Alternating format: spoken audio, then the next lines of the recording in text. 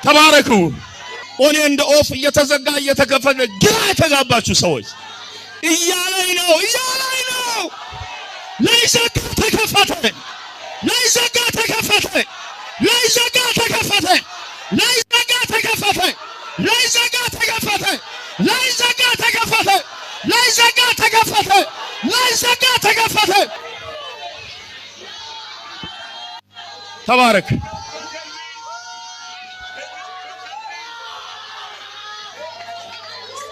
በተከፈቱ ሰማያት ኡምብራዲያ ካባዲያ በተከፈቱ መንገዶች በተከፈተ ሀገራት ኑያ በተከፈተ ምድር የተከፈተ ህይወት የተከፈተ ሰማይ የተከፈተ መንገድ የተከፈተ ስራ የተከፈተ በረከት የተከፈተ ቅባት የተከፈተ ጸጋ የተከፈተ ኃይል ያገኘሃል።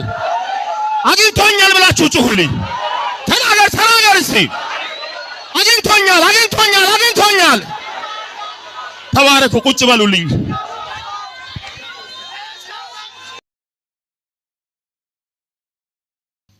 የእግዚአብሔርን ክብር ከማየት በላይ ይልቅ የእግዚአብሔርን ክብር መካፈል ይበልጣል ብያችኋለሁ። ክብር ለኢየሱስ ይሁን። ምናልባት የእግዚአብሔርን ክብር ማየት እጅግ በጣም የማይገኝ ትልቅ ዕድል ነው። ሙሴን የመሰለ ታላቁ ሰው ብዙ ተአምራቶች በእጁ የሚደረጉለት ሰው በተአምራቶቹ ላይ ፎከሱን አላደረገበትም። በትሩን ሲጥል እባብ የሚሆንለት እጁን ወደ ብብቱ ሲያገባ እንደ ለምጽ ነጭ የሚሆንለት ተአምራቱንና ድንቁን ቀን በቀን የሚያየው ሙሴ በሚያያቸው ተአምራቶችና ድንቆች ምን አላለም? አረካባቸውም። በሚደረጉ ተአምራቶች ልቡን አልጣለባቸውም። ከሙሴና ከመጽሐፍ ቅዱስ ላይፍ ኦር ህይወት ኦር ከተጻፈው የምንረዳው ነገር ምንድነው? በእጆቻችን የሚሰሩ ታምራቶቻችን ከእግዚአብሔር ክብር ይልቅ ልባችንን በእነዚያ ነገሮች ላይ መጣል የለብንም። ምክንያቱ ምንድነው? የእግዚአብሔር ክብር ከታምራቶች ሁሉ በላይ ይበልጣሉ። ክብር ለኢየሱስ ይሁን። ሃሌሉያ። መጸለይ ያለብን መፈለግ ያለብን የሆነ ታምራት እንዲሆን፣ የሆነ ካንሰር እንዲፈወስ፣ አንካሳው እንዲዘል፣ የሆነ ጉንዱሽ እንዲዘል፣ ሙታን እንዲነሳ ብቻ መሆን የለበትም። መጸለይ ያለብን እግዚአብሔር በእኔና በእናንተ ዘመን ምኑን እንዲሰጠን ክብሩን እንድንካፈል ዘንድ። አሜን አሜን። ሃሌሉያ ሃሌሉያ። ክብሩን ምን ማድረግ መካፈል እንድንችል ዘንድ እግዚአብሔር እንዲረዳን ምን ማድረግ መቻል አለብን? መጸለይ መቻል ይኖርብናል ነው። ክብር ለእግዚአብሔር ይሁን። በዚህ ክፍል አንድ በጣም ታዋቂና ታላቅ ሰው ነው የምናገኘው። እሱም ሕዝቅኤል ነው። ሕዝቅኤል ካህን ነው። ወደ ቡዝ ልጅ ወደ ካህኑ ወደ ሕዝቅኤል የእግዚአብሔር ቃል ምን እያለ እንዲህ ሲል መጣ ይላል። ክብር ለኢየሱስ ይሁን። ካህን ነው ሕዝቅኤል። ትናንትና አውርቻችኋለሁ። ሶስቱ የምርኮ ዘመናት ወይንም ሶስቱ አይነት ነቢያትን የምንከፋፍለው በሶስቱ ዘመናት ነው። ትናንትና ብያችሁ የመጀመሪያው ቅድመ ምርኮ ኦር ፕሪ ኤግዛይል ብለናል። ያ ማለት ነቢያት ወይንም እስራኤል ሕዝብ ከመማረኩ በፊት በገዛ ሀገራቸውና ምድራቸው ላይ ሆነው በራሳቸው ቋንቋ እየተናገሩ ወንጌል ያገለገሉ ኦር የእግዚአብሔርን ነገር እየተናገሩ ምኖች ነቢያት ናቸው። በገዛ ሕዝባቸው መካከል በአይሁድ ሕዝብ መካከል ወደ አይዛብ ምድር ሳይሄዱ አገር ሳይቀይሩ ባይታዋር ሳይባሉ በገዛ ምድራቸው የነበሩ ምኖች ነቢያት። እነዛን ምንድን ነበር ያልናቸው? ፕሪ ኤግዛላይክ ወይንም ቅድመዋት ነቢያት ናቸው ብለናል። በገዛ ምናቸው ላይ ምድራቸው አገራቸው ላይ ያገለገሉት። እዚህ ጋር አንድ መልእክት አለኝ። እግዚአብሔር አንዳንዱን የመረጠው በገዛ አገሩ ለገዛ ህዝቡ በራሱ ቋንቋ ብቻ ተናግሮ እዛው አገብቶ እዛው እንዲወልድ እዛው እንዲሞት ነው። አንዳንዱን ነብይ አንዳንዱን አገልጋይ እግዚአብሔር የሚጠራው የአገሩን ሰርዶ በአገሩ ምን በሬ እንዲሉ እዛው ተወልዶ በራሱ ቋንቋ አማርኛ ሳይቸገር፣ እንግሊዘኛ ሳይቸገር፣ ኦሮሞኛ ሳይቸገር፣ ሌላው ሳይቸገር በራሱ ቋንቋ ከኔ ጋር ናችሁ? በራሱ ቋንቋ አማርኛ ምን አስቸገረ? ይሄ ጣጣ ፈንጣጣ ብሎ በራሱ በአገሩ ቋንቋ ብቻ እዛው ሰብኮ እዛው ዘምሮ እዛው ተንብዮ እዛው አግብቶ 2 እና 3 4 5 እዛው ወልዶ እዛው ምን ይሆናል? ይሞታታል። ይሄ የማን ጥሪ ነው? ለአንዳንዱ የጌታ ጥሪ ነው። ሌሎችስ ምስራቅ ላይ ተወልዶ ምዕራብ ላይ ያገለግላሉ። ደቡብ ተወልዶ ሰሜን ያገለግላሉ። የሉም? እንደዚህ አሉ። አዋሳ ተወልዶ አዲስ አበባ ተወልዶ አሜሪካ ተወልዶ ኢትዮጵያ ከአገራቸው እና ከህዝባቸው ውጪ ወጥተው የማያውቁትን ቋንቋ እየተናገሩ የማያውቁትን ባህል እየኖሩ የማያውቁትን ልብስ እየለበሱ ውበታቸውንና ደም ግባታቸውን ለወንጌል ትተውት ለእግዚአብሔር ክብር ኖረው የሚያልፉ ነቢያት አሉ። ክብር ለእግዚአብሔር ይሁን። የመጀመሪያው ቅድመዋት ምርኮ ዘመን ነቢያት። ሁለተኛው የነቢያት አይነት ብለን ኤግዛላይክ ወይንም የምርኮ ዘመን ነቢያት የሚባሉት አሉ። ለምሳሌ ሕዝቅኤልን ተመልከቱ፣ ዳንኤልን ተመልከቱ። ክብር ለኢየሱስ ይሁን። በተማረኩበት አገር እናንተ ይገርመኛል እውነት ምን በሆኑበት አንድ ስሙኝ። ለካ ነቢም ይማረካል፣ ነቢም ይማረካል። ያ ስገባይ ነው ያሳቀኝ። ለካ ፓስተርም ይማረካል። እኔ ጀግና የጌታ ልጅ እኔ ጥላቶችን ሰብር አድርጌ አናታቸውን ነው የምራመደው ምሉ እምፎኩ ነቢያት ራሳቸው ምን ይሆናሉ? ይማረካሉ። እኔ አይችለኝም ማንም አይቋቋመኝም ምናምን እውነት ምቹ እኔ በቃ ከፍተኛ ፓወር አለ የሚሉ ሰዎች ሁሉ ምን ይሆናል? ይማረካሉ። ለምሳሌ እዚህ ጋር ተመልከቱ። በነገራችን ላይ ስትማረክም እንደ የህይወቴ መጨረሻ አይደለም እርኮ እግዚአብሔር የሆነ ምክንያት ባንተ ከፈለገ ሳምሶን የአገሩ ምርጥና አበባ የሚመስሉ ሴቶች እያሉ ሌላውን ያልተገረዙ የተባሉትን ሸለፈታሞችን አፍቅሮ ወደ ሳው ምድር ሄዶ ማነች እሷ? ከገሊላ በፊት አለች እኮ አንድ ብቻ መሰል ያገባት። እዛው ለእስራኤል ጠላት ወደ ሆኑት ምኖች ሴቶች ሄዶ እንዲያፈቅር ሲያደርገው እግዚአብሔር ምን አለው? ምክንያት አለው። አንዳንድ ሰው እኔ ከዘሬ ነው ማገባው፣ አረ እኔ አልሄድም፣ አረ እኔ አልፈልግም ይላል። ብራዘር የምታገባው ጌታ የሰጠህን ነው። ማሰጠህን ነው። ከብሔሬ ነው ማገባው፣ ከዘሬ ነው ማገባው፣ ሰፈሬን ለዛው ሰፈሬ ልጅ። ስለዚህ የሰፈር ልጅ ፍለጋ ከሐዋሳ ተነስቶ የሀገር ልጅ ፍለጋ ከሐዋሳ ተዛፍሮ ወዴት ይሄዳል? ሐዋሳ ስንት ቆንጆ አለ መሰለህ? አላያችሁም እንጂ ወጣት የሆነ በጌታ ስንት እዚህ ተሐዋሳ ተው እዚህ ጉባኤ ስንት አለ መሰለህ? ሰላም ተባባልስ ተባባል ነገር ያለው ሰላም በያት። እውነቴን ነው የምላችሁ። ከኔ ጋር ናችሁ? አዎ። ስለዚህ ምንድነው ችግሩ? ምንድነው ሲባል ሳምሶን እንደዚህ ይላል፣ አፍቅሬያታለሁ እርሷም ምን በለኝ አጋባኝ ብሎ እኔ አሁን እሱ ማግባቱ አይገርመኝም። አንድ መጽሐፍ የተናገረው ቃል ነው። መሳፍንት 14:6 ላይ ኦር መሳፍንት 14:3 እንዳው ከአንድ ጀምሮ እስከ 6 ማየት ይችላል። እግዚአብሔር በእነማ ላይ ምክንያት ይፈልግ ነበር ይላል ብሮ እግዚአብሔር ምክንያት ከፈለገ ይልካል።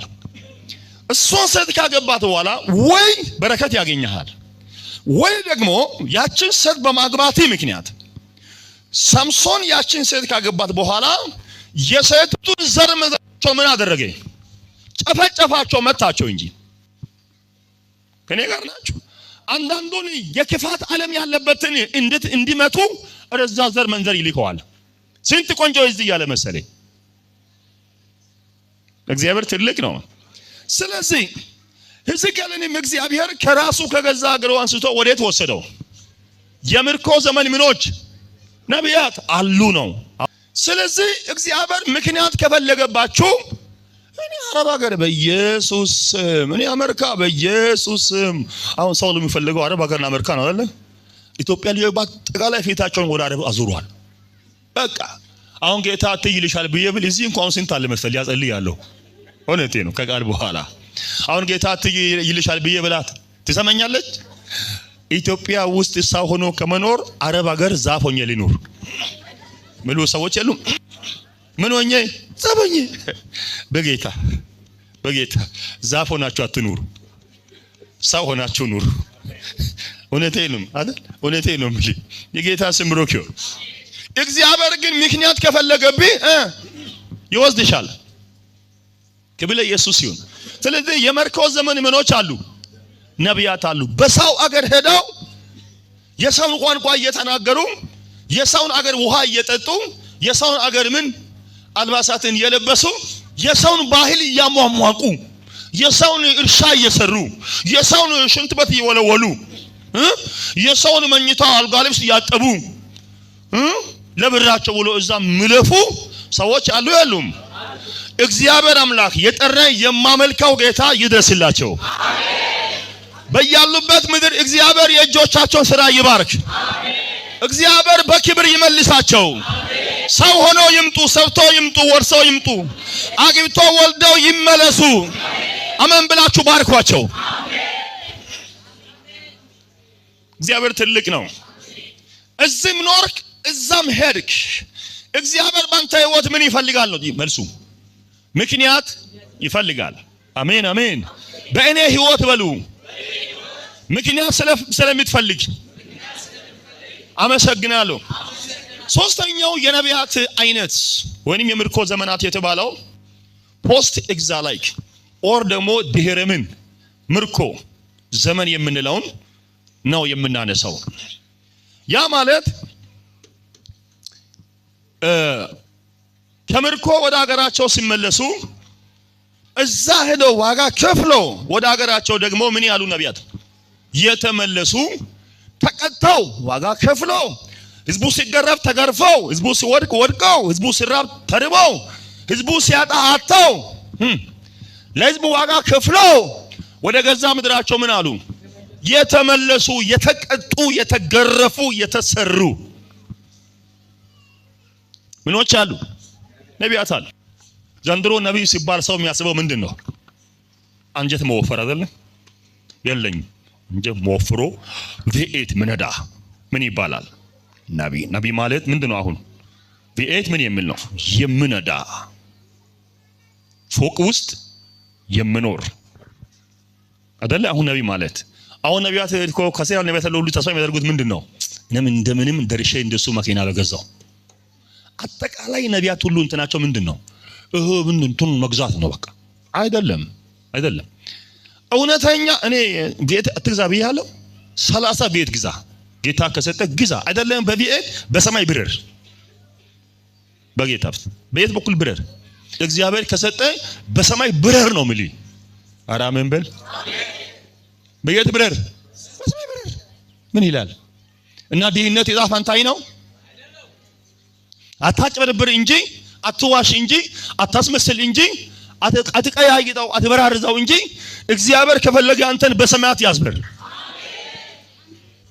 እውነቴ ነው የጌታ ስም ብሩክ ይሁን ስለዚህ ከምርኮ ምን ያሉ ነቢያት የተመለሱ እጅግ በጣም ዋጋ የከፈሉ ነቢያቶች አሉ የምርኮ ኦር ዘመናት ኦር ደግሞ የነቢያት አይነት ብዬ ሶስቱን የነቢያት አይነቶችን ተመልክተናል የእግዚአብሔርን ክብር መካፈል ብለናል የመጀመሪያው ሕዝቅኤል ነብዩ ኦር ካህኑ የእግዚአብሔርን ክብር የተካፈለው አንድ ነገር ሲሆን ነው ብለናል ሕዝቅኤል አንድ ላይ ምንድነው ትናንትና ያልነው የሰማያት መከፈት በ30ኛው ዓመት በ4ኛው ወር ከወሩም በ5ኛው ቀን በኮቦር ወንዝ በምርኮኞች መካከል ሳለው ሰማይ ምን አለ? ተከፈተ። ስሙኝ፣ እግዚአብሔር የተከፈተ ሰማይ ይስጥ። ሰማይ አይዘጋቢ። እግዚአብሔር በላይ ላይ ሰማያቱን አይዝጋቢ። እንደዚህ ጩሁ፣ ሰማያት ሆይ ተከፈቱ በሉ። አሜን አሜን አሜን። ክብር ለእግዚአብሔር ይሁን። ስለ ብሉይና ስለ አዲሱ ኪዳን ዘመናት ስለ ሰማያት መከፈት እናውራ። በብሉይ ኪዳን ዘመናት ሰማይ ዝግ ነበረ። ምክንያቱም ክርስቶስ ኢየሱስ ጌታችን ምን አላለም? አልተወለደ፣ አላደገልህም፣ ደግሞስ በመስቀል ላይ አልሞተም፣ ወደ አባቱን ዘንድ ምን አላለም? አላረገልህም። ገና አልመጣም። ገና ኦቲ ነው፣ ኦልድ ቴስታመንት፣ አሮጌው ኪዳን ፊተኛው ኪዳን ነው። ስለዚህ ሰማይ ዝግ ነው። ኢየሱስ ጌታ ነው። አንድ ጆሮአችሁን ስጡኝ። ሰማይ ዝግ በሆነበት ዘመን ለሕዝቅኤል ብቻ ግን ተከፈተለት። ወይ ለሰው ሁሉ ሲዘጋ፣ ለእስራኤላውያን ለራሳቸው ሲዘጋ፣ ለአሕዛብ ሲዘጋ፣ ለአማኝ ሲዘጋ፣ ለፍጥረት ዓለም ሁሉ ሲዘጋ፣ ለአንዱ ሰው ግን ሰማይ ተከፈተ።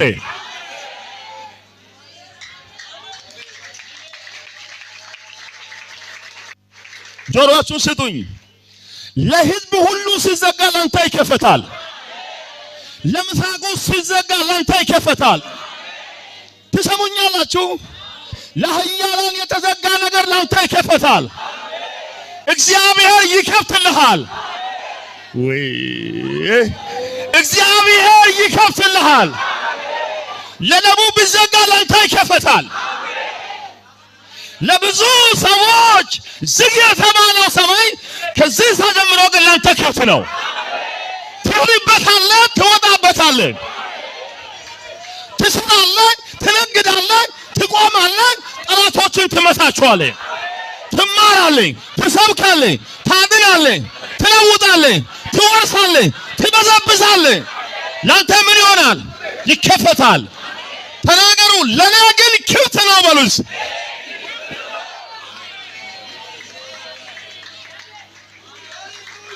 ያንሳለ ኢየሱስ ይሁንለት። ክብር ለኢየሱስ ይሁን። ስሙኝ፣ የቅባት ሰማይ፣ የጸጋ ሰማይ፣ የዝማሬ ሰማይ፣ የቃሉ ሰማይ፣ የትንቢት ሰማይ፣ ወይ የታምራት ሰማይ፣ የበረከት ሰማይ፣ የጸሎት ሰማይ፣ የአምልኮ ሰማይ፣ የቅባት ሰማይ፣ የምታገለግልበት ሰማይ፣ የምታመልክበት ሰማይ፣ ኢየሱስ ጌታ ነው የምትልበት ሰማይ፣ ኢየሱስን ለኃያላን የምትገልጥበት ሰማይ፣ ብርቶችን የምታንበረክክበት ሰማይ፣ ያ ሰማይ በዛሬ ይከፈታል። ተባረክ። ያ ሰማይ ምን ይሆናል? ይከፈታል። ሃሌሉያ ሃሌሉያ። ለእስራኤላውያን ለምድር ሁሉ ተዘግቶ በሕዝቅኤል በኩል ግን ክፍት ነው።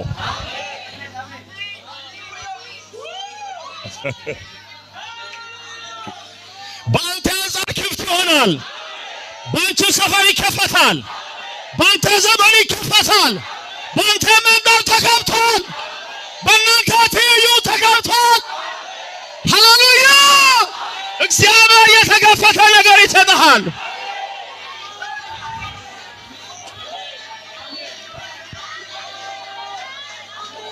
ካመናችሁ ተናገሩ ፕሊዝ። የኔ ጉዳይ ተከፍቷል በሉ። ካመናችሁ ድገሙልኝ። መልእክት አለኝ። በቀኝ በኩል ተከፍቷል፣ በግራሽ በኩል ተከፍቷል፣ በዚህ በኩል ተከፍቷል፣ በዛ በኩል ተከፍቷል። እንደገና ስሙኝ፣ እንደገና ወይኔ ስሙኝ።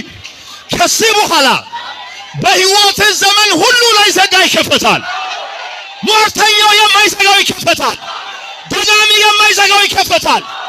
ክፉዎች አመፀኞች ላይዘጉት ይከፈታል። ብርቱ የሚባሉ ሰዎች አይዘጉብህም። ክፉ ሰዎች አይዘጉባችሁም። ሰይጣን የማይዘጋው በር ይከፈታል። ሰማይ ምድር የማይከፈተው ይከፈታል። አዎ የማይዘጋው በር ይከፈታል። ይከፈታል። ይከፈታል። ተከፍቷል። ተከፍቷል። ተከፍቷል በሉልኝ። ተናገሩ እስቲ። yes ተባረኩ። ቁጭ በሉ።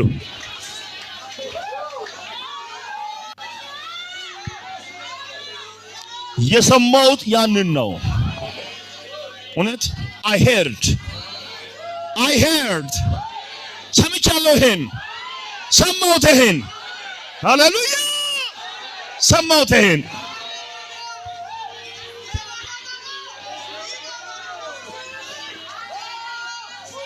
ኦኔ እንደ ኦፍ እየተዘጋ እየተከፈተ ግራ የተጋባችሁ ሰዎች እያለኝ ነው። ላይዘጋ ተከፈተ። ላይዘጋ ተከፈተ። ላይዘጋ ተከፈተ። ላይዘጋ ተከፈተ። ላይዘጋ ተከፈተ። ላይዘጋ ተከፈተ። ላይዘጋ ተከፈተ። ላይዘጋ ተከፈተ። ላይዘጋ ላይዘጋ ላይዘጋ ላይዘጋ ላይዘጋ ላይዘጋ ላይዘጋ ላይዘጋ ላይዘጋ ተባረኩ። ተባረክ።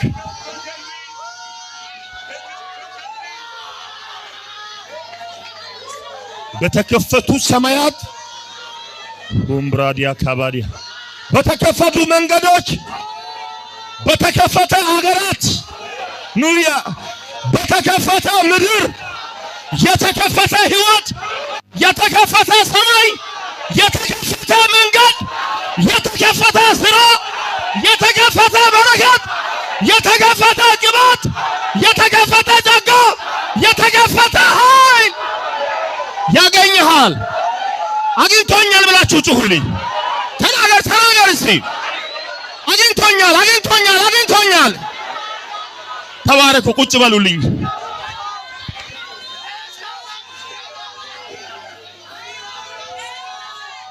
እሰይ ሃሌሉያ ሃሌሉያ ሃሌሉያ ሃሌሉያ ሃሌሉያ። ሰማይ ምን ብሏል? ሰማይ ምን ብሏል? ተናገሩ። የኔ ጉዳይ ተከፍቷል። አይዘጋብኝም በሉ።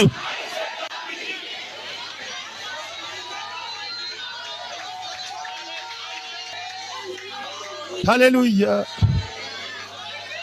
ይደላችሁም ለማመን አትቸገሩ። ለማመን አትቸገሩ።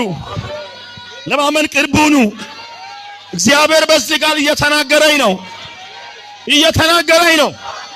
በሰው ምድር ወዳጅ ዘመድ አዝማድ በሌለበት በሰው በባቢሎን ምድር ለባሪያው ለሕዝቅኤል ሰማያቱን የቀደደለት የነደለለት እግዚአብሔር በዚህ ዘመን በዚህ ቀን በዚህ ዓመት በ2018 እግዚአብሔር በዘመኔ አይታ የማታውቀው ሰማይ ይከፍታል።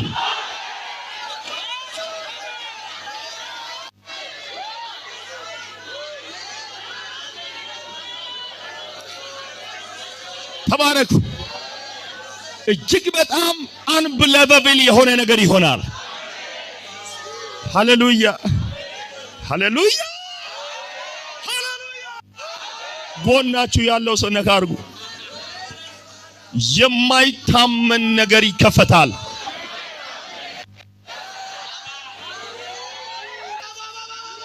ብዙዎቻችን እያስብን ያለ ነው ኪሳችን ነው።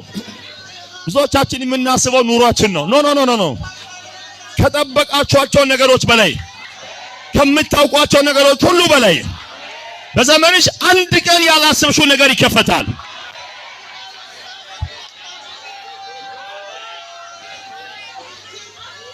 ሃሌሉያ ተባረክ። I don't know what it is ነገር ግን ተከፍቷል። ተናገሩ። ተከፍቶልኛል በሉ። ተናገሩ።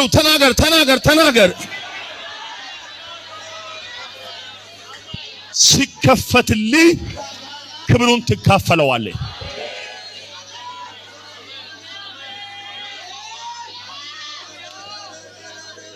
አሜን አሜን። ሲከፈትልህ ክብሩ ምን ታደርገዋለህ? ትካፈለዋለህ። ሕዝቅኤል ክብሩን መካፈል የጀመረው ሰማይ ምን ሲሆን ነው? ሕዝቅኤል አንዳንድ ሰማይ ምን ሲሆን ነው? ሰማይ ሲከፈት ነው። ብዙ ዘመድ አዝማር ስላለ ክብሩን አትካፈልም። ልብ በሉ፣ የተከፈተ ሰማይ ይሰጣል።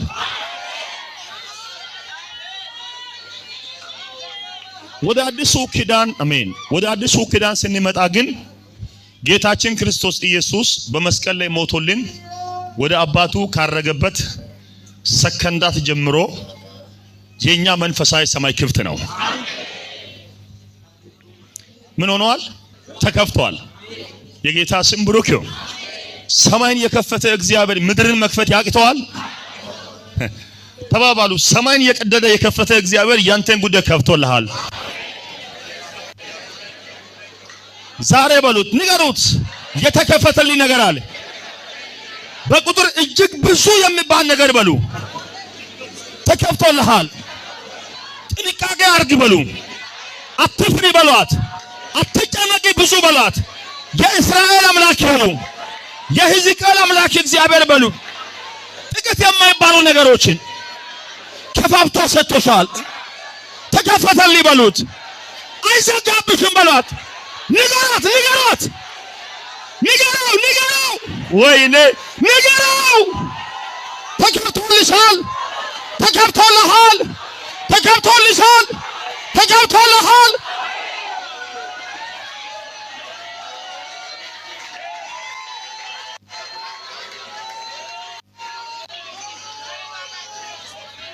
አሜን። yes ክብር አብዙለት ለኢየሱስ።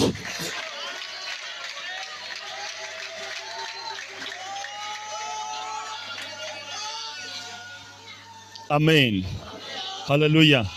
እንደዚህ ይላል፣ ስራህን አውቃለሁ ይላል። ስለዚህ በአንተ ፊት የተከፈተ በር ምን አድርጌልሃለሁ? ሰጥቻለሁ። ማንም ሊዘጋብህ አይችልም።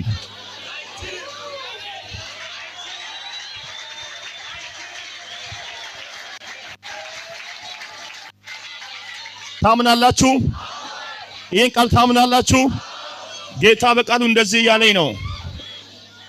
ክፎች፣ ተቀናቃኞች፣ አስጨናቂዎችሽ፣ አንገላቾች፣ ክፉ ሴት ሰዎች እና ሰይጣን ሊዘጉብህ የማይችሉትን በሮች ከፍቼላችኋለሁ። ወይኔ ትገረማላችሁ፣ ትደነቃላችሁ፣ ትገረማላችሁ፣ ትደነቃላችሁ። ወይ ወይ ወይ ትገረማላችሁ፣ ትደነቃላችሁ። ስማ፣ በአንተ ጉዳይ ብዙ ሰዎች እጃቸውን በአፋቸው ጭናሉ። ወይኔ እውነት እውነት እልሃለሁ፣ ይህን እውነት ዛሬ እሰብካለሁ፣ ይህን እውነት ዛሬ እናገራለሁ። ባንቺ ምክንያቱ አንቺ ነሽ፣ ምክንያቱ አንተ ነህ፣ ምክንያቱ አንቺ ነሽ፣ ምክንያቱ አንቺ ነሽ። ባንቺ ምክንያት ብዙ ሰዎች እጃቸውን ወደ አፋቸው አንገታቸውን እየነቀነቁ ጉድ ነው፣ ታምር ነው፣ ድንቅ ነው፣ አዲስ ነገር ነው ይባላል። ታዲያ ይህን ታምራት የምሰማው አንቺ ብቻሽን ሳትሆኚ ጠላቶች ሳይቀሩ ይመሰክራሉ። ተክሲት ሀብሲት ፕሊስ። ተባረኩ ተባረኩ። ስማ፣ ማንም የማይዘጋው በር ምን ሆኗል? ተከፍቷል። አንዳንድ ነጋዴዎች አላችሁ። የት ሄዶ ነው? ብሾቶ ሄዶ ነው? ሆራ ሄዶ ነው? ዳውሮ ሄዶ ነው? ጥቁር ውሃ ሄዶ ነው? የት ሰፈር ሄዶ ነው መጣው? እውነት ወላይታ ሄዶ ነው ያሰራባት? የት ሄዶ መጣ ደግሞ? ብሎ ብዙ ሰዎች ባንተ ጉዳይ ደግሞ ይተለም ሰው መልካም ትክክለኛ በረከት አይመስለኝም። በደንብ ስማኝ፣ ይሄ ነገር ትክክለኛ ነገር አይመስለኝም እስክሉ ድረስ ያንተ ጉዳይ ተከብቷል። ስማ፣ ተከብቷል። በቃ ተከብቷል ወይ ተከብቷል። ታዲያ ማንም ሊዘጋብህ አይችልም። ከዚህ ቃል የተነሳ ብቻ የብዙ ሰዎች ጉዳይ ተከብቷል። ኑያራ ሃሌሉያ! የብዙ ልጆች፣ የብዙ ሴቶች፣ የብዙ ወንዶች፣ የብዙ አገልጋዮች፣ የብዙ ነጋዴዎች፣ የብዙ ሰራተኞች ጉዳይ ተከብቷል። ማንም ሊዘጋብህ አይችልም። ራሳችሁ አስጥልቁልኝ፣ አረጋግጡልኝ። የኔ ጉዳይ ተከፈተ በሉ። የኔ ጉዳይ ነው በሉ። ይህ ቃል የኔ ነው በሉ። ወይ ይህ መልእክት የኔ የራሴ ነው በሉ። እየተናገረኝ ነው ተከፈተልሽ። እየተናገረኝ ነው ተከፈተልኝ። እየተናገረህ ነው ተከፈተልኝ። ተከፈተልኝ።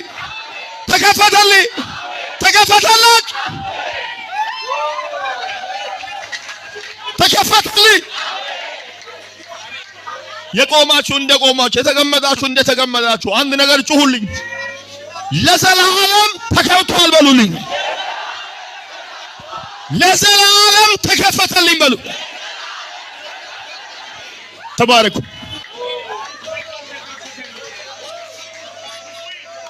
ሰይ ክብሩን ምን ማድረግ? መካፈል። ሰይ ክብሩን ምን ማድረግ? መካፈል። ልብ በሉ፣ አንድ ስሙኝ ነው። ሃሌሉያ! ይህ ስብከት ነው። ለአምስት ደቂቃ አስተምራችኋለሁ። አሁን ክብሩን ለመካፈል አንደኛው የሰማያት ምን መከፈት ነው። የጌታ ስም ብሩክ ይሁን። በደንብ ስሙኝ። ትልቁና ዋነኛው የእግዚአብሔር ክብር ራሱ እግዚአብሔር ነው። ከእግዚአብሔር ከራሱ የሚበልጥ ክብር መቼም አይመጣም። አጠብቁ። ማንም ነቢይ ሊያታልላችሁ አይገባም። ሰሞኑን ክብርን ታያለህ፣ በቃ ክብሩ ይመጣ። ኖ ትልቁና ዋነኛው የእግዚአብሔር ክብር ራሱ ማን ነው? ክብር ነው። እሰይ ሃሌሉያ! ሃሌሉያ! ሃሌሉያ! በትንቢተ ኢሳይያስ ምዕራፍ 6 እና ምዕራፍ 7 በወለዳ ስታነቡት፣ በተለይ 6:1 እና 7:1 አካባቢ ስታነቡት እግዚአብሔርን ረጅምና ከፍ ባለ ዙፋን ላይ ተቀምጦ ማን አየው? ኢሳይያስ አየ። አሁን እንደው እግዚአብሔር እንደኔ እናንተ እንደዚህ ወንበር ላይ እንደተቀመጣችሁ የሚቀመጥ አምላክ ነው? አሁን እንደው እግዚአብሔር እጅና እግር አለው አይደለም? ያ እግዚአብሔር ለኢሳይያስ የገለጠበት የመገለጡ ልክ ነው። የሁሉም አገልጋይ የመገለጡ ልክ እኩል ነው እንዴ? አይደለም። አንደኛው እርግባ ያለው ይላል፣ በጋ ያለው ትናንትና ማታ ወንድም ሲያገለግል በጉባኤ መካከል አንድ ቀንዳም በሬ መጥቶ ጉባኤውን ሊበትን ስል ጌታ መጣ አይደል ያልከው? ውሸት እውነት? ቀንዳምን በሬ መጥቶ ለወጋን ስል ጌታ እንደዚህ ብሎ ስል እኛ አሜን ብለን አይደል? ክብር አምጡ ለኢየሱስ። ሳዳል ዘገብ አሁን በሬም ይሄም አሁን እግዚአብሔር ነው ያሰው እና ማን ያዛያል? ይሄም አሁን በሬም እግዚአብሔር ነው። እውነት ያው ትክክል ነው ያሰው በሬ። ምክንያቱም እሱ የሚያውቀው በሬ የተኛው ነው። ሰፈር እዚህ ናግባ ምናምን እየተባለ እያረሰ የነበረው በሬ ነው ምን የሚያስበው ሰው ወደ ናግባ ህድልጅ ምናምን ሲባል ምን የሚባለው በሬ ነው። ያን በሬ ሰው የሚያስበው ያ በሬ አይደለም። እግዚአብሔር ሰማያትን ሊያሳየው እየፈለገበት በሬ አለ። እንደው የበሬው መልኩ ጭምር ነጭ ነው ጥቁር ነው ያለው።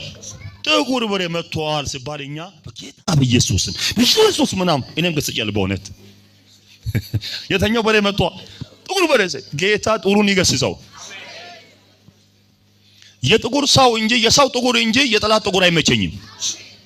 እውነቴ ነው የምልህ። የጌታ ስም ብሩክ ይሁን። የጥቁር መንፈስ የጥቁረት መንፈስ የተመታ ይሁን በሉ። በለው ገስጸው። ክብር ለኢየሱስ ይሁን። ስለዚህ እግዚአብሔር ነብዩን ኢሳያስን እግዚአብሔር ምን ሆኖ አሳየው? እግዚአብሔር ምን ሆኖ ተቀምጦ ምን ብያለሁ አለ? እያየሁት ነው። ልብሱ ቤተ መቅደሱን ምን ሆኖ ታላለ? ሞልቶ ነበር አለ። ታዲያ ሱራፌሎችም ይላል ቬካታላዳይ አንዱ ለአንዱ ምን እያለ ቅዱስ ቅዱስ የሰራዊት ጌታ እግዚአብሔር ምን ሁሉ ምክንያቱም እግዚአብሔር የተቀመጠው በሰማይ ነው። ክብሩን የተሞላው ግን ምኑ ነው? ምድር ነው። ልብ በሉ። ይህን ክብሩን ካየ በኋላ ኢሳያስ አንድ ነገር አየ። ኦኬ እግዚአብሔርን አይቶት ሲያየው ወዲያው አይኖቹን የመለሰው ወደ ማን ነው? ሶሪ አለ። ወዮ እኔ ምን ብያለሁ? ጠፍቻለሁ። ለምን የሰራዊትን ጌታ ምን አድርጌያለሁ? ከንፈሬ እንደው ምን ብሎብኛል አለ? ረክሶብኛል። ከምዕራፍ 1 ጀምሮ እኮ ወዮላችሁ ነው እንጂ ወዮልኝ እንኳን አላለም ነብዩ ኢሳያስ እኮ። አንዳንድ ጊዜ አገልጋይ ጉባኤ ላይ ብቻ የሚያጠራቅመው ጉባኤ ላይ ብቻ መለጥፋው እስኪያየው ነው። አገልጋይ ራሱ ማየት የሚጀምረው ምኑ ሲያይ ነው? ክብሩን ካየ ነው። እድሜ ዘመናችንን ብዙ ጊዜ አገልጋዮች ማን ነው የሚፈርዱት? የዛሬ ጉባኤ ድርቅ ያለ አሜን በል ብዬ እንኳን አሜንታ እንኳን በቃ ነሱኝና መድረኩ ራሱ እጅ ብሎኝ ጉባኤ ላይ ነው የምንነሳበው። አገልጋይ ራሱ ድካም ብዙ ጊዜ በማላ ያሳብባል ጉባኤ ላይ። አንዳንድ አገልጋይ ጨፍን ካልጨፈንክ አይታይ ጨፍን ብሎ ጨፍን እኮ ነው። ካልጨፈነ መልእክት ማያወራ አገልጋይ የለም። ሁሉ ሰው እስኪጨፍን የሚጠብቅ አገልጋይ የለም። ይልምምዱ ነው። ምን ማድረግ አትችልም። በቃ እናንተ አይን ስላልጨፈናችሁ ጌታ አልተናገረኝም በቃ ቻው ምሉ አገልጋዮች የሉ። ሞቅ አርጎ አገልጋይ ጉባኤ አሜን ካላለ መልእክት የማይናገሩ አገልጋዮች እንዳሉ ታውቃላችሁ። አሜን በሉ ጉባኤ እንዴ ምን ሆነ ልጅ ብሎ ምን ተናግሮ ነው አሜን በሉ ምለን ስል ጉባኤ ሁሉ ምናምን ብሎ ዝም ስል ትቶ ይሄዳል። ኢየሱስ ጌታ ነው። ኢሳያስ ግን ህዝብ ላይ እየፈረደ ወዮላችሁ ስል ከምዕራፍ 1 እስከ ስንት 6 እና 7 አካባቢ ግን ወደ ላይ አየ። ሁሉ ጊዜ ኦኬ the message I received this message ይሄን ተመልከቱ። መልእክት ተቀብያለሁ። አገልጋይ ብዙ ጊዜ ጉባኤ የሚያይ ከሆነ አይጠግብም። አገልጋይ ሁሉ ጊዜ ህዝብ ብቻ የሚያይ ከሆነ አይጠግብም። የአገልጋይ ጥጋብ ወደ ሲያይ ነው።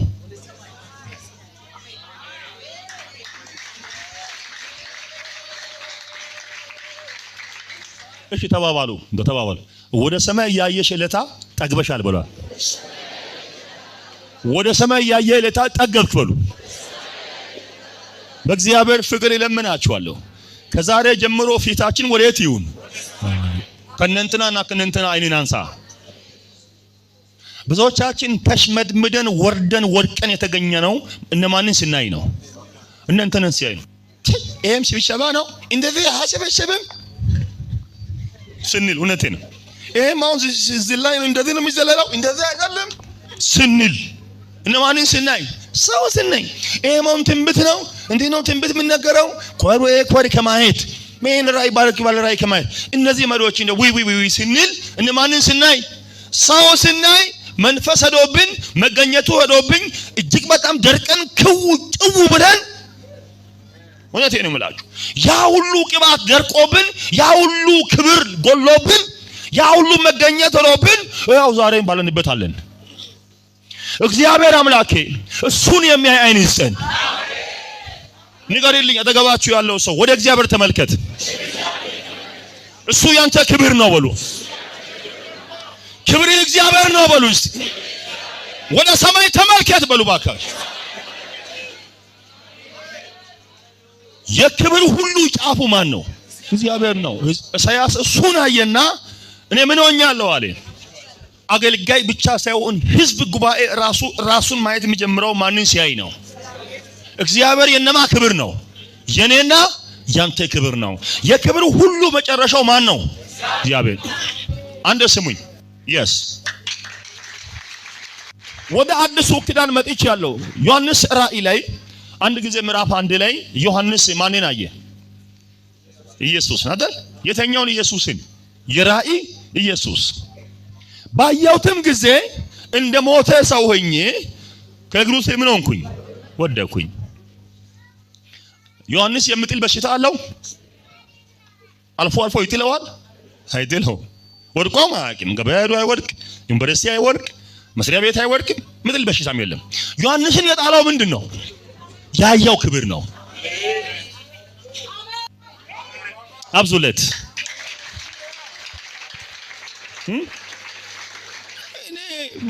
እኔ ጠንካራ ተወለኛ ነኝ ማንም እጅ ብጭን ያልወርቅ የሚሉ ሰዎች የሉም? እስቲ ክብሩን እየው። ተሽመድምደ 3 ትወርቃለህ። አንዴ ሳይሆን 3 4 ምጥል። የጌታ ስም ብሩክ ይሁን። የኢየሱስ ስም ብሩክ ይሁን። የጌታ ስም ብሩክ ይሁን። ከሐዋርያው ዮሐንስ በላይ ቴዎሎጂያን አለ እንዴ? ቴዎሎጂ የለም። ዮሐንስ እኮ የጻፏቸው 5 መጽሐፎችን ተመልከቱ። በጣም ዶክትሪናል የሆኑ ስነ መለኮት ፉል ኦፍ በጣም በስነ መለኮት የተሞላ ትምህርት ሆነ መጽሐፍ ሆነ የጻፈው። ያ ጠንካራው ዮሐንስ ግን ባየሁት ጊዜ ምን ሆንኩኝ? ለዛው ነው የወደቀው እግር ስር። እግዚአብሔር በእግሮቹ ስር አንተ እንድትጸልይ ያለው። እስቲ ወርቃለሁ በሉ እስቲ። በእግሪ ስር በሉ እስቲ። አንተ ባለበት በሉ እስቲ። መገኘቴ ባለበት በሉ እስቲ። እኔ ወርቃለሁ በሉ እስቲ። የሰው ልጅ በዝሙት በሚወርቅበት ዘመን፣ ሰው ጠጥቶ ሰክሮ በሚወርቅበት ዘመን፣ የሰው ልጅ በተራ ወሬ በሐሜትና በዝሙትና በክፋት ይወርቅ። አንተ ግን መውደቅ ያለብህ ክብሩን አይተህ ነው። ጩሁና አሜን በሉ እስቲ። አሜን አሜን አሜን አሜን። የማይረባ ተራ ነገር ትርካምርካ ነገር ሰዎችን በጣለበት በዚህ ዘመን፣ ብዙ ኃያላን በወደቁበት በዚህ ዘመን፣ ለማይረባ ነገር እየሰገዱ ባሉበት በዚህ ዘመን የኔ አምላክ ያንተ አምላክ ያንቺ አምላክ ለማይጠፋው መንግስት በኢየሱስ ክርስቶስም እግዚአብሔርን ክብር አይተህ ውደቅ። አንተ ንገሩልኝ ክብሩን አይተህ ትወርቃለህ በሉልኝ። አንድ ጆሮአችሁን ስጡኝ ስመለሱ። የሰው ልጅ የእግዚአብሔርን ክብር ሲያይ ኖርማል አይሆንም። ተባባልልኝ። አሁን እዚህ ጋር ፍልፍ አንዱ ልጅ አለ እዚህ ጋር አለጅ እንደዝርጉ ሰክሮ መሰለ ክብር ነው። ሁምብራ ምን አድርጎ ነው ክብር አይቷል። እኔ እግዚአብሔር ደስ የሚለኝ በጌታ ፊት እግዚአብሔር ደስ የሚለኝ መድረክ ያለው እያለ ጉባኤን ክብሩን ያሳያል። የግድ እዚህ አቤጋ ጀምሮ በሰልፍ ነው ምናምን ተብሎ እንደዚህ ጋር አይቶ ምን ተጓ አይቶ ሰማይ ተገዶ የሚሄድ መሰለ ልቡን ለከፈተው ሁሉ ክብሩን ያሳየዋል።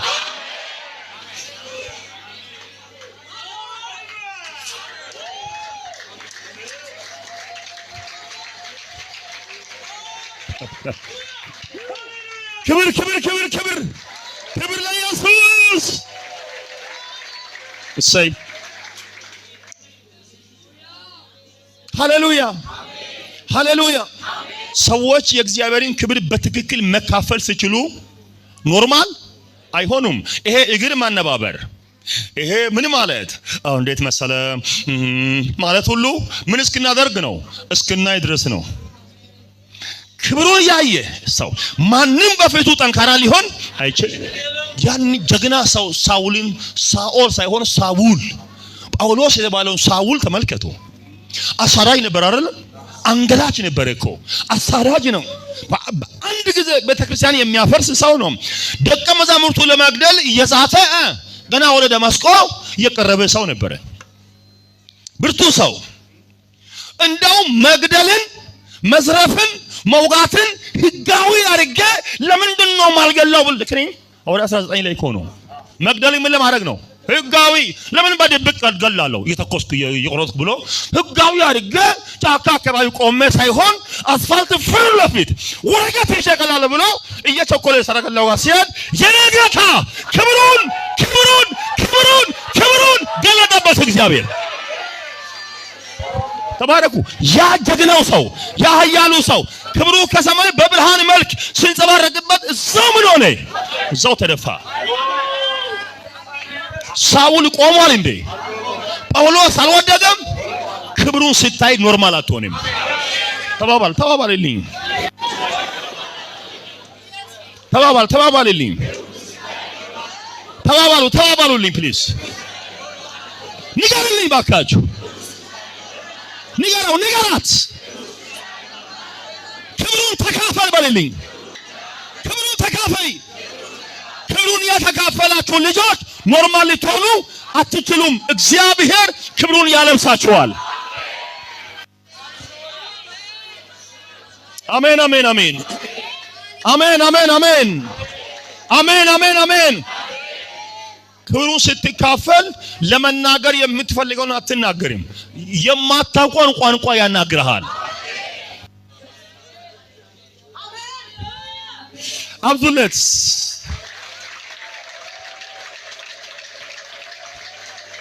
መልእክት አለኝ። እዚህ ቤት ያልተጠበቁ ሕፃናትና አዋቂዎች፣ ሴቶችና ወንዶች፣ ገና ችግኞች በገናናው ክብር የተጠመቁ የተካፈሉ ይነሳሉ።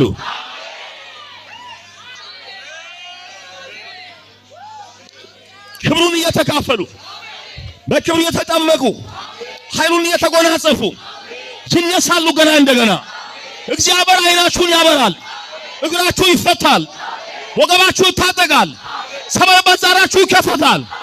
እግዚአብሔር ክብሩን ያሳያችኋል። ተናገሩ፣ ክብርህን ይካፈላለሁ በሉ። ክብሩን ለመካፈል ሁለተኛው ሊበላችሁና ትንቢተ ሕዝቅኤል ምዕራፍ 1 ከቁጥር 2 ንጉሡ ኢዮአኪን በተማረከ በአምስተኛው ዓመት ከወሩም በአምስተኛው ቀን የእግዚአብሔር ቃል በከለዳውያን አገር በኮቦር ወንዝ ወደ ቡዝ ልጅ ወደ ካህኑ ወደ ሕዝቅኤል መጣ። የማን ቃል? እግዚአብሔር ቃል። ሰይ ለምጽፉ ሰዎች ክብሩን ለመካፈል እጅግ አስፈላጊው የማን ቃል ነው? እግዚአብሔር ቃል። ሰይ እግዚአብሔር ክብሩን ከማሳየቱ በፊት ምኑን አመጣለት? ቃሉን የምትቃወሙ ሰዎች ወይ ጥሩ ዛጋ አለው ግን ቃል ብቻ እሱ አቤ ቃል ያበዛል። በቃ ትንሽ አወጅ አድርጎ ቢጸልይ ግን ቃል ነው በቃ እሱ ለምንድን ነው ምናምን የምትሉ ሰዎች ቃል ካልሰማችሁ ክብሩን ማየት አትችሉም። በድጋሚ የምለው አንድ ነገር አለ። ትንቢታዊ ቃል ስታወጡ ከሰማያት በላይ የራቀውን ማምጣት ትችላላችሁ። ትንቢታዊ ቃል ስትናገሩ በስጋችሁ ውስጥ ያለው የትኛው ደዌ ይነቃቀላል። እንደገና ስሙኝ። ትምህርት ስታስተምሩ ግን በነፍሳችሁና በመንፈሳችሁ ውስጥ ያለው ደዌ ይነቀላል።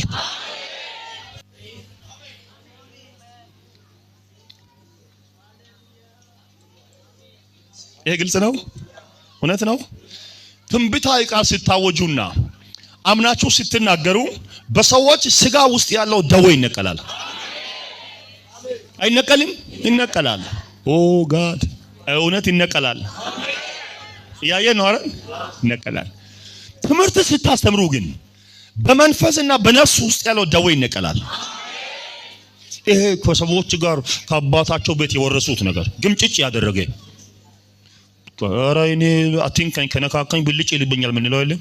በራይኔ አትንካኝ እኔ አልችልም አልነካም አትንካኝ የሚባለው ነገር የለም። እኔ ከነካካኝ ምን ይልብኛል? ብልጭ ይሉ ላካ ብልጭታ አለባችሁ ብዙ ሰዎች። እስኪነኩ መንፈሳውያን ሰዎች ቸርች ውስጥ እንዳሉ ታውቃላችሁ። ምን እስከሆኑ ብቻ ከነካካው ድንገት ሲነካ አድርገው ተነፋፍቶም እያየቁ ሞት ይጀምራል። ምን እስኪሆኑ ነው መንፈሳውያን ምን መስለው እስኪነኩ? እኔ የምለው እግዚአብሔር አንዳንድ ጊዜ በጓደኞቻችሁ እንደሚሰራችሁ እንደሚፈትናችሁ ታውቃላችሁ። ሁሉ እንደሷ የምትባለው ትንሽ ነገር ሲታደርጋል ኧረ አንቺ ልክ ነሽ በቃ አንቺ ልክ ነሽ ኧረ ሲባል እንደዛ ከሆነ ይቀጥላለሁ። በቃ ምን ከሆነ በቃ ተመለሻት ይፍተሻል እዚህ ጋር ልክ አይደለሽም በቃ እዚህ ጋር ልክ አይደለም በቃ ሲባልስ ተነስ ጎበዝ ተነስ ነክቶኛል ምን አድርጎኛል ነክቶኛል። እግዚአብሔር አያለ ብዙ ሰዎች በነገራችን ላይ እኔ ኳየር ደስ ይለኛል። ምክንያቱም የተቀባሁት በኳየር ውስጥ ነው አይደል? እኔ ኳየር ነው እግዚአብሔር ሁሌ የሚመኘው አንድ ቀን ጌታ እንደው በብቃት በስፋት አገልጋይ እውነት ሙሉ አገልጋይ ቢሰጠኝ እኔ ኳየር ውስጥ ገባለሁ። ሁሌ ያ የነፍሴ ጩኸት ነው። ኳየር ውስጥ አሁን ገባለሁ። ጌታ ቢፈቅድ የሆነ ኳየር እጣጥዬ ጌታ የትኛው ልግባ ብዬ እጣስል እውነት ምክንያቱም የተቀባሁት በኳየር ውስጥ ነው። ግን እንደ ኳየር ከባድ አገልግሎት የለም። ከኔ ጋር ናት። ኳየር ውስጥ ጠንካራ አሰልጣኝ ጠንካራ ኮሚቴዎች አስተባባሪ ከሌለ ኳየሩ አያድግም። በዛው በቃ ዘመናት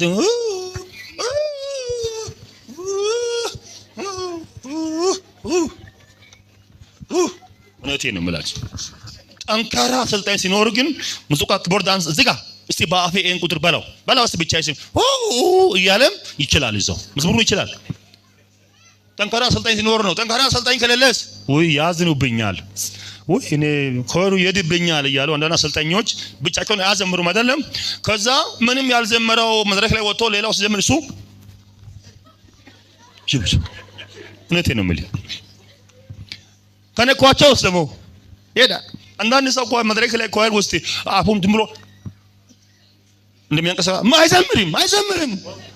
ፍጥነት አይጠሩም እኮ ዝም አያለሁ እኔ አያለሁ ቁጭ ብዬ ጌታው ይሄ ልጅ አንተ ይርዳው በጌታ ይሄ ልጅ ጌታው አንተ ይርዳው ዝም ብሎ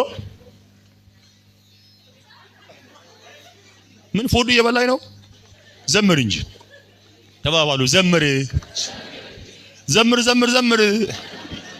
ጠንካራ አሰልጣኝና ጠንካራ ኮሚቴ አስተባባሪ ከሌለ ከቦታው ምን አይሆንም፣ ፈቀቅ አይልም። እስቲ 10 ዓመት እዛው ይቆም። እውነቴን እኮ ነው የምላችሁ፣ እዛው ነው በቃ። የኛ አሰልጣኞች ጥሩ ናቸው የተባለ የኛ መሪ ጥሩ ነው። በነገራችን ላይ ጥሩ የሚባለው ሰው እንደማን እንደው ልንገሪ፣ የሚቆጣ ሰው ነው። የሚመልስ ሰው ያ ሰው ላንተ ምንድን ነው? ጥሩ ነው። አንተም ቢቆጣ ጥሩ ሰው ነኝ፣ አንተም ቢመልስ ምንድን ነኝ? ጥሩ ሰው ነኝ። አጥብተ ወርቄ ተነስተ አጥብታ ካላልኩ እኔ ክፉ ሰው ነኝ። መውለድ ያለባችሁ ማክበር ያለባችሁ ያን ሰው መቅረብ ያለባችሁ አጥብታል የሚለው ሰው ነው። የብዙ ሰዎች ትዳር እንዴት እንደፈረሰ ልንገራችሁ። አጥብታም 2 ሰዓት ቁርስ የሚሰራውን ቁርስ 3 ሰዓት ሰርታም ዝም የኔ ዳሽ እንዳንቺ ማን አለ ይላል። ዛሬ 3 ሰዓት ላይ ያበላችሁ ሴት ቀጣይ 4 ሰዓት ታበላለች። 4 ሰዓት በልተው እንዳንቺ ማን አለ ይላል። የኔ ዳሽ ይላል። በጌታ ለእናንተ ገብቷችኋል። በቃ ለዛ 4 ሰዓት ቁርስ በልቶ ባወራው የማይናገር ማይል ከሆነ ቀጣይ ስንት ታበላለች? 6 7 እያለች ከዛ በኋላ ምሳና ቁርስ ባንተ ይጋጫል። ግጭት ነው የሚወስድ። ምሳና ቁርስ ሲጋጭ ፋይናሊ ምን ይፈጠር ይባላል? ትዳር ውስጥ ግጭት ይመጣል። ምሳና ቁርስ የምታስጋጨው ሴት ካንተ ትጋጫለች። ስለዚህ 2 ሰዓት የምታበላው ሴት 3 ሰዓት ምሳ ካዘጋጀ ዛሬ ምን ሆነሽ ነው? ግን ምን ሰላም አይደለም ነው? ልጆች አስቸግሮሽ ነው በላት። ይሄ ሰውዬ ትላለች። ልክ ነኝ? ትዳርን ከሚያፈርሰው የመጀመሪያው ያባወራ ችግር ነው። እውነቴን ነው የምላችሁ። እቺ ባቀላ ካደረች ምን አትሆንም? ተቆረጥማል አትቆረጥ። ስለዚህ ባቀላዋ ሳታድር ምን ማድረግ አለብኝ? መረማር ግን የጌታ ኢየሱስ ስም ብሩክ ይሁን። እስቲ ቃል በሉ። ቃሉ ባለበት ምን አለ? ክብር ይመጣል። ስለዚህ የእግዚአብሔርን ክብር በትክክል ለመካፈል ምን ያስፈልጋል? ቃል ያስፈልጋል። ሶስተኛውና የመጨረሻው ጨርሻለሁ። ሕዝቅኤል ምዕራፍ 1 ከቁጥር 3 መጨረሻውን ያነብልኝ ሰው ኦርድ ሞኒ ያነብላችኋለሁ። የእግዚአብሔርም እጅ በዚያ በኔ ላይ ሆነች እኔም አየሁ ይላል። የመጨረሻው ቃል ነች። የእግዚአብሔርን ክብር ለመካፈል ሶስተኛውና እጅግ አስፈላጊው የማን እጅ ነው? እጅ ነው። አሜን አሜን። የአንተ እጅ ያስፈልገኛል በሉ ተባባሉ ባካችሁ። እጁ ያስፈልገኛል በሉ። ስሙኝ፣ የእግዚአብሔር እጅ የእግዚአብሔር መንፈስ ነው። ስሙኝ፣ በዚህ ተራራ ላይ የእግዚአብሔር እጅ በዚህ ተራራ ላይ ታርፋለች። ምኑ እጁ ይልና ቀጥሎ ምን ይላል? ጭድ በጭቃ ውስጥ ምን ይሆናል? እንደሚረገጥ ሞዓባውያን በስፍራቸው ምን ይሆናሉ? ይረገጣሉ። የት? በስፍራቸው። ወደ ሰፈር አይመጡም እኮ እዛው ባለበት ይረገጣሉ። ማን ነው አሜን የሚል ይሄን ቃል? yes ጭድ ሲረገጥ አይታችሁ ታውቃላችሁ? እኔ አይቼ አውቃለሁ። ቤት ሲሰራ ሁሉ ጭድ ሲረገጥ አይቼ አውቃለሁ። ጭድ ስር ከመረገጡ በፊት ምን ይመስላል? ምን ይመስላል? ሳር ነው። ቅርጽ አለው አይደል? እንደ ሳር ነው አይደል? በጣም ስስ ነው አይደል? እሺ ከተረገጠ በኋላ መልኩ ይታያችኋል? ቅርጽ አለው። ጭድ ከመረገጡ በፊት ጭድ ነው። ጭድ ከተረገጠ በኋላ ግን ጭቃ ነው የሚሆነው። ጠላት ከተረገጠ በኋላ ቅርጽ አይኖረውም። ወይ አሜ ሃሌሉያ። እንደገና ስሙኝ፣ ቅርጻቸውን እስከማታውቋቸው ድረስ እዚህ ሰፈር ነበረ ግን የት ሄደን እስክትል ድረስ እግዚአብሔር ይጨፈልቀዋል። ጭድ ከጭቃ ጋር ተረግጦ ቅርጹ እንደማይታይ ሁሉ ቫላዳጋ ያጋባስ መልኩ እንደማይታይ ከዚህ በኋላ የጠላቶችን መልክ ማየት አትችልም። እግዚአብሔር ደም ግፋታቸውን ይገፋዋል፣ ውበታቸውን ይገፋዋል፣ ኃይላቸው ይደክማል፣ መንፈሳቸው ይመታል፣ ብርታታቸው ይወሰዳል፣ ጥንካሬያቸው ይገፋል። ይህ የሚሆነው ምኑ ባለበት ነው? እጅ ባለበት ነው። እስቲ እጅ በሉ። ስለዚህ በዚህ ቃል የመጣው የማን እጅ ነው? ተናገር፣ የማን እጅ ነው? ጆሮአችሁን ስጡኝ፣ ጆሮ ስጡኝ። ከዚህ ማታ ጀምሮ እጁ ከቤታችሁ ትሆናለች። እጁ ትከተልሻለች። እጁ ይከተልሃል። እጁ ይከተልሻል። በየሰፈራችሁ ትፈራላችሁ። ቤታችሁ ይፈራል፣ መንገዳችሁ ይፈራል፣ አጥቢያችሁ ይፈራል፣ ትዳራችሁ ይፈራል፣ ዝማሬ ይፈራል፣ ስብከት ይፈራል፣ ባቱ ይፈራል።